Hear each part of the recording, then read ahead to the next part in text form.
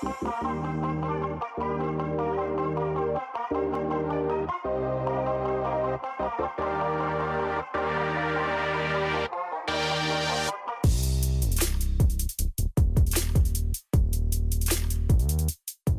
están? Les damos la bienvenida a un nuevo capítulo de Senado Conecta. Hoy estamos junto a Marta Lagos, directora ejecutiva de Latinobarómetro, también directora de Mori Chile, a quien le agradecemos por estar junto a nosotros en este nuevo capítulo. ¿Cómo está, Marta? Muy buenos días, ¿cómo están? Bien, aquí estamos. Gusto de saludarla y en un año electoral, me imagino, en el que también usted estuvo ahí muy atenta a todo el análisis, a todas las elecciones que transcurrieron, todas tan distintas una de la otra. Con también momentos tan distintos que vivió Chile, podríamos decir, en este año 2021, pero preguntarle si el presidente electo, Gabriel Boric, finalmente encarna esta idea de cambio que parece transitar nuestro país y que lo está dando, al parecer, a pasos lentos, pero que dan señales o muestras de avance. A ver, yo creo que la gran diferencia de esta elección con las elecciones desde 1999, cuando Lavín anunció cambios, la palabra cambio ha sido muy malgastada en la comunicación política a lo largo de las últimas 2 décadas. Yo digo malgastada más bien porque el cambio significa distintas cosas para distintas personas. Yo diría que el gobierno de Gabriel Boric no simboliza los cambios. Lo que el gobierno de Gabriel Boric simboliza es un equilibrio bastante, yo diría, inédito en la política latinoamericana, que mezcla una transformación sin quiebre. Normalmente, siempre recuerdo a Fernando Enrique Cardoso que decía que habían 2 maneras de cambiar el mundo. Uno era a través de la reforma y el otro era a través de la revolución. Bueno, de alguna manera Gabriel Boric ha tratado o ha mezclado estos 2 elementos, reforma con revolución, transformando esto en una continuidad sin quiebre. Es decir, cómo transformar sin quebrar. Y si uno toma la izquierda latinoamericana desde el Che Guevara, para que todos lo entiendan, ¿no es cierto? El Che Guevara que llamaba a las armas, a las balas, al enfrentamiento, digamos, paramilitar, lo que podemos ver es que la elección de Pedro Castillo en Perú marcó un hito muy significativo donde un personero, ¿no es cierto?, cercano al senderismo, deja completamente las armas y elige el voto. Yo creo que eso simboliza el camino que América Latina ha elegido, a cambiar las armas por los votos en términos de la izquierda. Y lo que Chile hace muy poco después de la elección del Perú, quedando el año 21 como un año emblemático, yo creo va a quedar en la historia de América Latina, es que concreta esa posibilidad de llegar a la meta de la izquierda, que es hacer una sociedad más horizontal, más igualitaria, sin un quiebre, pero con transformación. ¿Cómo se balancea? Ayer oía a Juan Sutil en Estado Nacional, e incluso Juan Sutil no pone en duda que aquí van a haber transformaciones. Él habla de una reforma tributaria que no sea de 8 puntos, que no sea de 5 puntos, es decir, parte de la base que existe la reforma tributaria significativa que le va a cambiar la cara al Estado chileno, y ahora la discusión es cuántos puntos del PIB. A mí me parece que ese es un triunfo político de envergadura latinoamericana, el haber podido entrar con esa, digamos, gran, digamos, profundidad en el pensamiento de la derecha. La derecha hoy día está clamando, lo que hizo Juan Sutil ayer es clamar por unas transformaciones que no sean demasiado para él. Eso fue lo que yo entendí. Ahora, Marta, ¿usted ve posible que estas reformas o estas transformaciones puedan avanzar en el gobierno de Gabriel Boric pensando en cómo quedó la composición del Parlamento. Mire, yo tengo mis reservas respecto de esta división tan ordenadita que todos quieren entender que existe. A los 37 por aquí, los 38 por allá, la mitad por aquí, la otra mitad por allá, porque yo miro los últimos, yo diría desde MEO, desde el 2009, ¿no es cierto? En que se comienza a desgranar el choclo de los partidos, donde la gente empieza a abandonar a los partidos y a crearse. Hoy día tenemos, en el nuevo Parlamento vamos a tener 22 organizaciones representadas, ¿ya? Durante los años de la concertación eran 7, hoy día son 15, es decir, vamos en aumento de la cantidad de representaciones políticas, ideas, conjuntos ideológicos, valóricos, como usted quiera llamarlo, que se ha ido produciendo a partir de la escisión de los partidos existentes y se ha producido durante los gobiernos. ¿Y qué es lo que vemos en el gobierno de Piñera? En el gobierno de Piñera lo que vemos son disidencia más disidencia más disidencia. Los que votaron por el cuarto retiro, etcétera, etcétera, ¿no es cierto? Y los que se fueron. Ahora estamos viendo los que se fueron y los que se están yendo antes de que comience el nuevo Parlamento. La pregunta es, ¿cuántos se habrán ido de donde están el día que comience el nuevo Parlamento?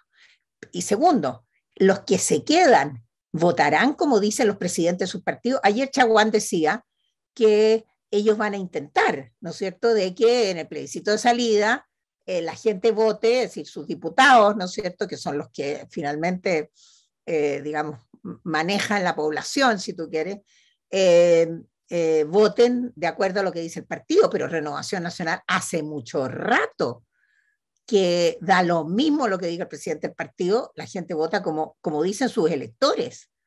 Estuve con un diputado de derecha en un canal de televisión la semana pasada que se quejaba de cuando iba a ver a sus electores que lo insultaban. ¿Cuánto rato aguanta un diputado que lo insulten sus propios electores antes de cambiar su voto? Entonces, discúlpenme que se ve súper bonito el Parlamento, así como está Miti Mota, ¿no es cierto?, 50-50, y entonces Apruebo Dignidad necesita la concertación y qué sé yo. Pero lo que la elección presidencial y las 6 elecciones que hemos tenido en los últimos 12 meses nos muestra es de que hoy día los partidos políticos valen naranjo y lo que vale son las personas. Entonces, aquí cada diputado va a ser un líder en sí mismo, es decir, va a tener un historial de votación que va a corresponder a sus valores, no necesariamente a los valores compartidos con los partidos políticos al que pertenecen, donde hemos visto que hace más de una década que los diputados ya no le hacen caso a nadie. Entonces, me disculpan que no me compre, ¿no es cierto?, esta película llena de colorcitos y puntitos en un mapa, porque creo que en un proceso de transformación como este, dependiendo del área que se trate, por ejemplo, hablemos de la reforma laboral de 40 horas, ¿no es cierto? Bueno, yo creo que con la reforma laboral de 40 horas van a salir miles de chilenos a la calle a aplaudir al gobierno, presionando a sus propios diputados para que voten a favor. ¿Y qué le va a pasar a los diputados que voten en contra? Entonces, hace mucho rato que manda a la calle, hace mucho rato que la élite va detrás de la gente. Bueno, estas son las consecuencias de una élite que va detrás de la gente. No son los diputados los que lideran, no son los partidos los que lideran, no es el presidente del partido el que lidera. Ahí lo que tenemos, por ejemplo, la Jacqueline Van Rieselberghe, presidenta de la UDI durante todo el gobierno de Piñera, fue derrotada. ¿Qué es lo que le dice eso a uno? Entonces, que los presidentes de partido valen naranjo. ¿Ah? Entonces, ¿quiénes son los que valen? Bueno, aquí lo que vale es lo que el diputado siente que sus electores le piden. Ahora, Marta, esto que señala usted es algo que debiese ver también el próximo gobierno. Puede que veamos alianzas detrás de una causa, como por ejemplo, podría ser una de ellas las 40 horas, generando tal vez alianzas que tengan una geometría variable, digamos. Vamos quizás a ver algo inédito, más propio quizás de otros países, donde hay alianzas con diferentes partidos, incluso que no forman parte de la coalición de gobierno, que sí les sirve sacar adelante ciertas iniciativas o reformas. Sí, mire, yo creo que en la medida en que los partidos políticos continúen en la crisis profunda en que están, las alianzas van a ser con votos en el Parlamento, con personas. Yo creo que se van a erigir liderazgo entre los nuevos diputados que van a convocar. Es lo que pasó en la convención. Usted vio que la derecha, ¿no es cierto?, se termina dividiendo en dos grupos que defienden cosas, digamos, similares pero distintas. Es decir, es cada día más difícil tener grupos hegemónicos que piensan de una sola manera. Y lo que sí le puedo asegurar es que los únicos que van a votar de acuerdo a la orden de partido van a ser los comunistas, que son disciplinados, que se mueven de acuerdo a cuadros, que no tienen una, con la excepción de Daniel Jadwe, por supuesto, que no tienen una opinión personal diferente del partido, pero yo creo que todo el resto del espectro político se va a comportar como cada cual cree que se va a comportar, a lo Carolina Goich. O sea, la Carolina Goich también presenta un precedente, ¿no es cierto?, de disidencia que fue tremendamente aplaudido. Entonces, ¿qué es lo que busca el diputado y el senador? Bueno, en el fondo busca la venia de sus electores. El diputado que se tiene que reelegir cada 4 años, si hace puras cosas que los electores no quieren, hasta ahí nomás llegó. Yo creo que esa es la diferencia entre el viejo Chile y el nuevo Chile que nace con esto, donde cada cual se tiene que estar, digamos, reconvocando, ¿no es cierto?, día a día. Esto es como la mujer que se casó y que creyó que nunca más tenía que maquillarse o arreglarse porque ya estaba casada, y el marido la deja muy poco andar porque la mujer anda como mamarracho.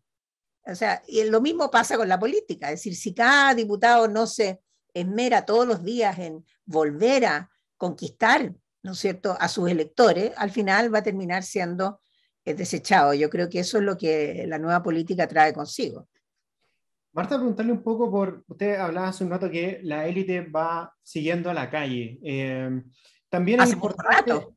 es importante quizás para el nuevo presidente, para el presidente electo, también ir viendo esas señales o ir poniendo algunos límites respecto de, por ejemplo, las presiones, o no sé si presiones, o lo que lo han instado a adelantar, por ejemplo, el anuncio de algunos puestos claves del gabinete, siendo que todos son importantes. Él ha dicho, no, yo voy a decirlo, no voy a hacer un anuncio parcial. Acaba de decir que no va a viajar junto a Piñera en esta gira a la que había sido invitado. Van pocos días, pero parece que va a ser importante que también él vaya poniendo límites respecto de estas cosas. Bueno, mire, yo creo que se comete un grave error al tratar de moldear lo que va a ser o adivinar lo que va a ser Gabriel Boric mirando el patrón del pasado.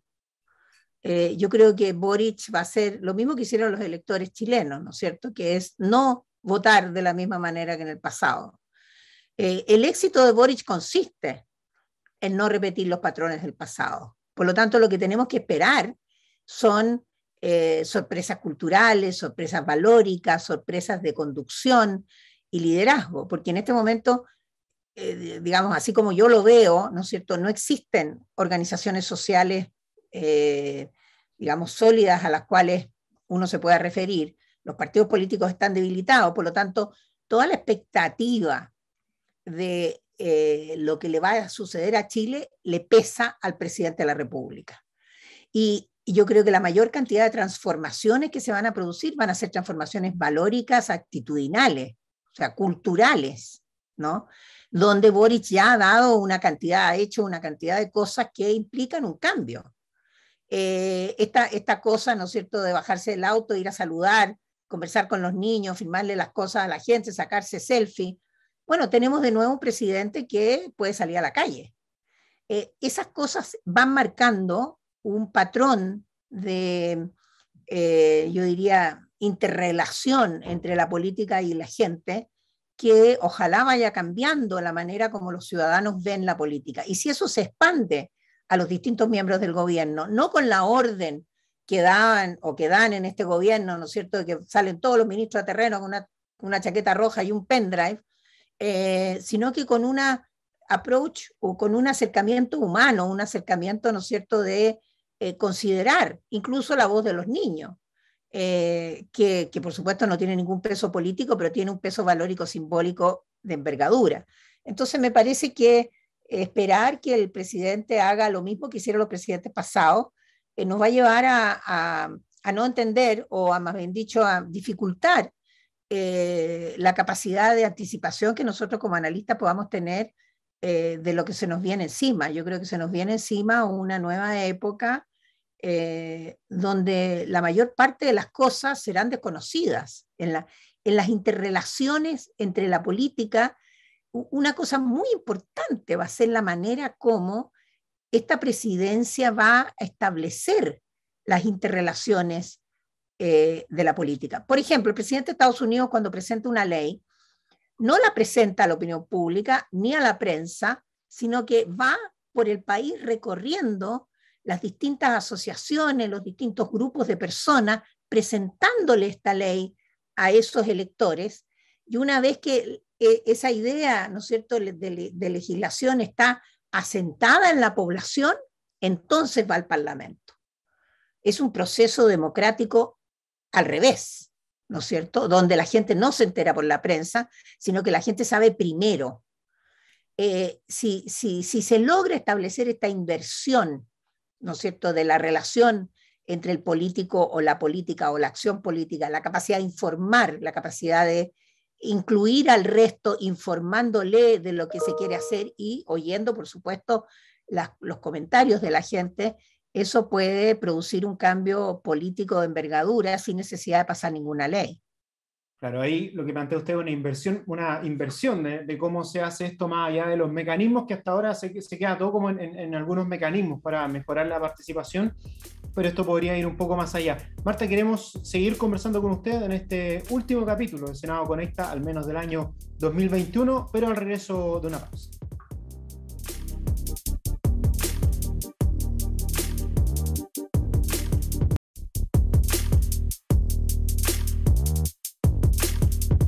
Ya estamos de regreso en el Senado Conecta junto a Marta Lagos, directora de Moris Chile, también directora ejecutiva de Latinobarómetro, con quien hablábamos hace un rato, por ejemplo, de la relación que se daba, yo diría casi simbiótica, podríamos decir, entre los niños y Gabriel Boric, como que acudieron mutuamente a un encuentro. También podríamos decir que esto se da o se pudiera dar en el próximo gobierno respecto de las mujeres que tuvieron una importante votación.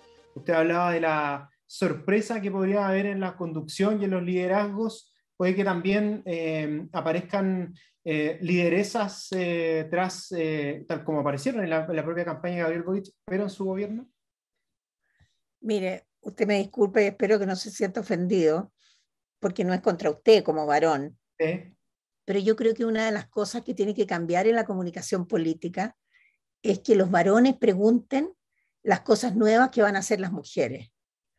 Porque, a ver, esto es como el famoso cuento de la María Elena Ovalle, la primera consejera del Banco Central, que fue a entregar el primer informe a su jefe, y el jefe le dijo, mire, dígale a la persona que hizo el informe que venga, no a la secretaria. Entonces, me parece que en el marco de referencia a su pregunta, hay una excepcionalidad que usted supone, ¿no es cierto? Yo creo que el marco de referencia que nos tenemos que sumergir es aquel donde hay igualdad entre la mujer y el hombre. Por lo tanto, no es extraordinario el liderazgo femenino. Por lo tanto, no es extraordinario la participación de la mujer. Por lo tanto, no es extraordinario el desempeño de una mujer mejor que un hombre.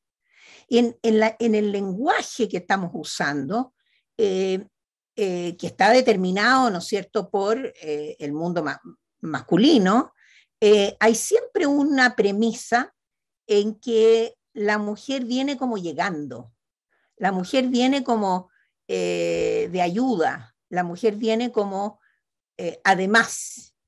Yo creo que es importante empezar a subirse al carro de que la mujer, que no hay que diferenciar las cabezas por el sexo que tienen. Pongámoslo así de bruto. Es decir, los cerebros son cerebros, las aptitudes son aptitudes. Y si esa aptitud y ese cerebro tiene cuerpo de mujer o tiene cuerpo de hombre, no es relevante para la política. ese es el lenguaje que Chile necesita en una nueva época. Y sí, yo creo que esta es una revolución joven, ¿ya? Y por supuesto, feminista. Esta es la patria feminista joven. Es Frei Montalva, ¿no es cierto?, con su patria joven, donde ojo, el encargado de la reforma más importante que ha tenido Chile en su historia, el señor Rafael Moreno, tenía 28 años cuando le encargaron la reforma.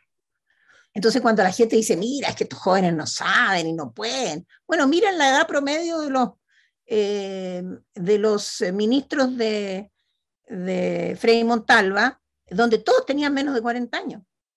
Y algunos, bastantes, tenían menos de 30 años. Entonces, me parece que el establishment con esta transición se ha envejecido, se ha anquilosado, se ha machificado, si uno quiere decirlo, en el terror al cambio. El terror al cambio da la impresión de que la llegada de la mujer fuera como algo que se otorga. No, no, no. La llegada de la mujer no se otorga. La llegada de la mujer llega por el poder que tiene la mujer y por el poder que el sistema político le permite a la mujer participar. Entonces, sí, yo creo que esta democracia va a ser una mejor democracia con las mujeres y creo que esta va a ser una juventud femenina, joven, que va a cambiar la cara de la política chilena. Desde luego la Isquia Siches, ¿no es cierto? Cuando dice, miré la cara de mi hija, no, ¿cómo fue que dijo? Miré los ojos de mi hija y supe que tenía que hacer. Claro. Entonces me parece que hay un tema de lenguaje, hay un tema de approach, de acercamiento, ¿no es cierto?, al tema de género por parte del discurso del establishment. Este establishment que fue reemplazado el 19 de diciembre, tiene que darse cuenta que fue reemplazado. Todavía no se ha dado cuenta que uno abre el diario y hay 30, 40, 50 opiniones de gente que le dice a Boric lo que tiene que hacer. A Boric, el tipo que logró sacar 4,6 millones de votos y que subió la participación electoral al 55%, le están diciendo lo que tiene que hacer. Entonces, a mí me parece que eso es no solo arrogante, sino que patético, ¿no? Porque muestra que el establishment, que hasta antes de la elección no supo ver lo que venía, no sabe que fue reemplazado. Y entre ellos, el lenguaje, ¿no es cierto?, que considera a la mujer como algo anormal, o más bien dicho, no regular, para no ponerle la palabra anormal. No sé si con eso contesto su pregunta, pero la verdad es que hay que cambiar el paradigma del lenguaje primero. Claro, claro, pero fue excepcional de todas formas el apoyo que recibió. ¿Le pareció que marcó una diferencia importante en la segunda vuelta? Bueno, yo creo que la segunda vuelta produce produce dos Chiles, y yo no sé si queda con tanta claridad como yo lo veo en los números. El informe que sacó Decide Chile la semana pasada, el día después de la elección, muestra dos Chiles, el Chile joven que apoyó a Boric y el Chile viejo que apoyó a Kast. Entonces, aquí estamos ante una evolución, digamos, demográfica que nos lleva a más cambios. Y la pregunta es, ¿cuánto habría sucedido de esto con el voto obligatorio? O sea, Boric logra romper la inercia del voto voluntario, ¿no es cierto? Y convoca 700.000 votantes más, 1.000.000 de votantes más a las urnas, mostrando, ¿no es cierto?, que es posible el liderazgo. Entonces, a mí me parece que a un líder que logra eso, nadie le puede venir a decir, mire señor, usted tiene que hacer A, tiene que hacer B, tiene que nombrar al ministro de Hacienda, porque están todos esperando al ministro de Hacienda. A mí me parece que la histeria colectiva de la bolsa, que ha mostrado en estos días, y el valor del dólar, confirman lo que dice Simon Collier en su Historia de Chile, de que a Chile lo dejaron solo por 200 años después de la llegada de Pedro Valdivia, y que con eso se aisló, y se aisló su élite, y ese aislamiento de la élite de la globalización y del mundo lo hace hoy día creer a una parte importante de la derecha que realmente se compró la idea de que aquí venían los comunistas como de guagua y que esto se iba a transformar en Chilezuela. Entonces es muy impactante todo ese proceso. ¿Ah? Ahora, Y yo creo que se debe a esos 200 años de aislamiento. Muchas veces se ha señalado ese aislamiento inicial, ¿no es cierto?, de los chilenos, porque Chile era un país irrelevante para la colonia, no tenía oro, no tenía plata, no tenía nada, tenía un par de indios en el sur nomás. Ni siquiera tenía, digamos, una masa, ¿no es cierto?, de población significativa. Ese aislamiento nos ha pesado y nos sigue pesando. Y Boric simboliza de alguna manera también el quiebre de ese aislamiento, porque esta mezcla, ¿no es cierto?, de la reforma con la revolución, que logra hacer sin quiebre, es una cosa nueva en América Latina, que está siendo mirado por todas las izquierdas del mundo después de la caída del muro de Berlín. Usted sabe que la izquierda, después de la caída del muro de Berlín, salvo por la tercera vía que inventaron los ingleses con Tony Blair, no ha encontrado su norte todavía, no ha encontrado su norte. Es decir, la caída del comunismo desmanteló el modelo de sociedad que tenía la izquierda, ¿no?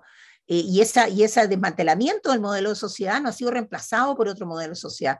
Lo que logra Boric es un amalgamamiento, ¿no es cierto?, de estas ideas, ¿no es cierto?, de una sociedad más igualitaria, que se acerca bastante a el estado de bienestar europeo. Marta, usted hablaba hace un rato respecto de también el rol de los empresarios o de la economía, de las señales, de lo que se espera. Acá vemos como distintas ideas, distintos perfiles. Hay unos que están por sumarse, hay otros que, por ejemplo, en el mundo de los transportistas, los camioneros, ven quizás con mayor temor la necesidad de avanzar en más líneas férreas, en más vías férreas en nuestro país. También preguntarle por las señales que dejan las regiones. Usted también hablaba de eso, la necesaria descentralización y lo relevante que esto es, o lo casi necesario que es para que el país pueda seguir avanzando. Mire, a ver, yo creo en primer lugar que el empresariado chileno tiene que renovarse igual que la política. O sea, ya está bueno con los viejos que llevan repitiendo durante 30 años lo mismo. Los directorios de las grandes compañías chilenas requieren de gente joven que tenga una visión moderna, universal y globalizada del mundo, no el particularismo, sino que el universalismo. Es decir, mirar el mundo de verdad, no abierto, porque la apertura no es universalismo, la apertura es invasión, es abrir la puerta para que entren. Y el caso concreto, ¿no es cierto?, es que estamos abiertos y entra el que quiere, ¿no? Y el Estado chileno es demasiado débil para retener a nadie, ¿no?, que deje de entrar. Pero yo creo que el empresariado chileno, a ver, hay dos empresariados chilenos. Un empresariado es como John Paul Luxich, ¿no es cierto?, que tiene la única empresa chilena que se transa en el mercado, la Bolsa de Londres, que cuando le dijeron que iban a subir los impuestos, dijo, mire, yo no estoy trabajando por la cantidad de impuestos que pago. ¿Ah? Así es que los impuestos que haya que pagar se pagaron o se van a pagar. Otro es Solari, ¿no es cierto?, el hijo de Solari, de los Falabella, que también está aquí para quedarse. Llega la gigantesca inversión de IKEA, donde le va a cambiar la cara, ¿no es cierto?, al acceso a los muebles de calidad para la gran masa de la población, etcétera, etcétera. Es decir, tenemos empresarios que nadie destaca y que nadie dice que existen, que sí están apostando por Chile. Y tenemos los empresarios, ¿no es cierto?, más cavernarios, que, como dijo la gran entrevistadora republicana, que es tremendamente de derecha, que vino a Chile de visita, dijo, mire, el problema de ustedes, señores empresarios, que se ocupan de su negocio, ¿ya? Y nosotros los empresarios americanos nos preocupamos del país, porque en la medida que el país crece, crecemos nosotros. Si ustedes se preocupan de su propio negocio, esto nunca va a despegar. Entonces, me parece que hay dos grupos de empresarios, ¿no? Tenemos que empezar a distinguir, ¿no es cierto?, aquellos empresarios que quieren apostar por Chile. Yo entendí anoche de Juan Sutil que él no se quiere ir y que hay un montón de empresarios chilenos que no se quieren ir. Por lo demás, no tienen dónde irse tampoco, ¿ya? En este momento, ¿no es cierto?, de convulsión pandémica, y con grandes movimientos, ¿no es cierto?, arriba y abajo, el valor del cobre, el valor de los commodities, el valor de las monedas. tampoco hay dónde irse. Y por lo tanto, yo creo que ahora tenemos que apostar por Chile. Y eso significa que los empresarios van a tener que abrazar el cambio. O sea, no solo decir que queremos el cambio gradual, sino que darse cuenta, en el fondo, de que si el país no progresa nadie. ¿Ah? Y por lo tanto, se progresa con los empresarios o no se progresa. Los empresarios son un elemento central del progreso. Y por supuesto también el trabajo, pero también el tema, ¿no es cierto?, de cuánto han retirado los empresarios chilenos en ganancias en los últimos 30 años, ¿no es cierto?, versus lo que han remunerado a sus empleados. O sea, me parece que ahí hay un upgrading que se va a producir con la reducción de las 40 horas, con el tema de los transportes, con el tema de un montón de temas, ¿no es cierto?, que dicen relación con la recompensa por el trabajo. Entonces, sí, los empresarios, bueno, y finalmente para decirle que el tema valórico, ¿no es cierto?, de el rol de los empresarios. Yo creo que los empresarios los empresarios que retienen, que se comportan como histéricos en la bolsa, que digamos que hacen subir el valor del dólar y todo, son empresarios que están haciéndole mal a Chile. Le están haciendo mal a Chile, hay que decirlo con todas sus letras.